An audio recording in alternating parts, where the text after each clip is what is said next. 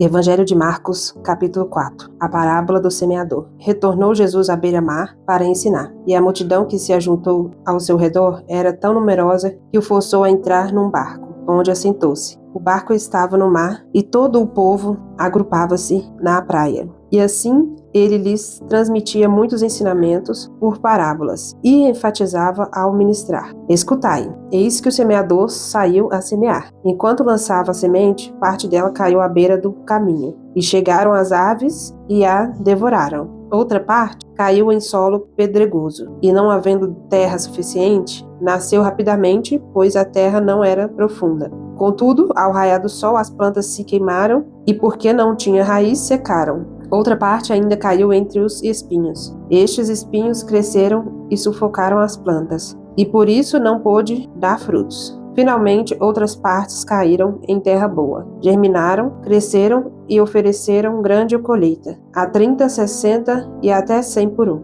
E alertou: aquele que tem ouvidos para ouvir, ouça. Jesus explica a parábola. Quando se afastaram das multidões, os 12 e alguns outros que o seguiam lhe pediram para elucidar as parábolas. Então lhes revelou: a vós foi concedido o mistério do reino de Deus. Aos de fora, entretanto, tudo é pregado por parábolas, com o propósito de que, mesmo que vejam, não percebam, ainda que ouçam, não compreendam. E isso para que não se convertam e sejam perdoados. Então Jesus os questionou: se não compreendeis essa parábola, como podeis entender todas as outras? O semeador semeia a palavra. Algumas pessoas são como a semente, à beira do caminho, onde a palavra foi semeada. Mas assim que a ouve, Satanás vem e toma a palavra nela semeada. Assim também ocorre com a que foi semeada em solo pedregoso. São as pessoas que, ao ouvirem a palavra, logo a recebem com alegria. Entretanto, visto que não têm raízes em si mesmas, são de pouca perseverança. Ao surgir alguma tribulação ou perseguição por causa da palavra, rapidamente sucumbem.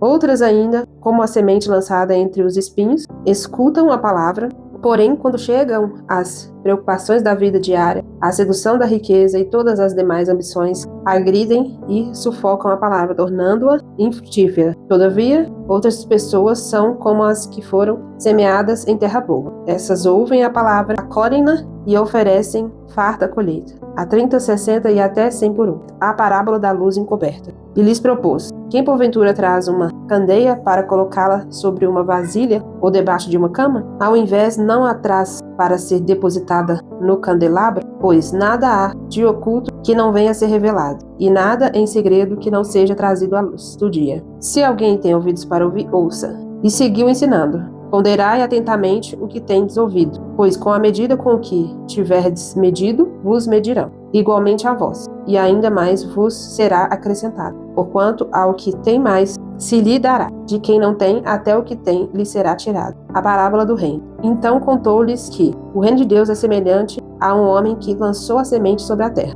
Enquanto ele dorme e acorda, durante noites e dias, a semente germina e cresce, embora ele desconheça como isso acontece. A terra por si mesma produz o fruto. Primeiro surge a planta, depois as espigas, e mais tarde os grãos que enchem a espiga. Assim que as espigas amadurecem, o homem imediatamente lhes passa a foice, pois é chegado o tempo da colheita. A parábola do grão de mostarda. E contou-lhes mais: com o que compararemos o reino de Deus? Que parábola buscaremos para representá-lo? É como um grão de mostarda, que é a menor das sementes que se planta na terra. Porém, uma vez semeada, cresce e se transforma na maior das hortaliças, com ramos tão grandes a ponto de aves do céu poderem abrigar-se sobre a sua sombra. O ensino parabólico de Jesus. Assim, por meio de muitas parábolas semelhantes, Jesus lhes comunicava a palavra, conforme a medida das possibilidades de compreensão de seus ouvintes, e nada lhes transmitia sem usar alguma parábola. Entretanto, quando estava em particular com seus discípulos, explicavam-lhes tudo claramente. A tempestade se submete a Jesus.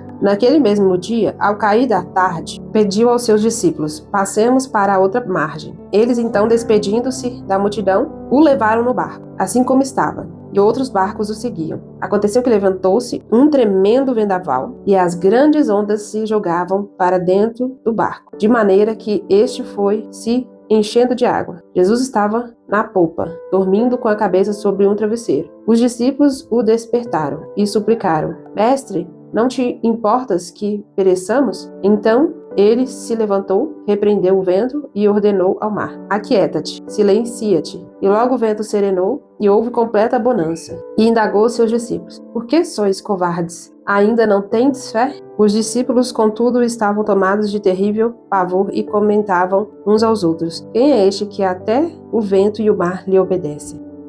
Como precisamos aprender com Jesus a deitar no travesseiro e descansar enquanto acontecem tempestades ao nosso redor. Assim que ele levantou, ele cessou toda a tempestade e depois ele falou: Ainda não tendes fé? Então, que essa pergunta venha ficar dentro de nós. Ainda não temos fé? Porque se nós não conseguimos colocar a cabeça no travesseiro, é um sinal que nós não estamos tendo fé. E nós precisamos pedir ao Senhor fé.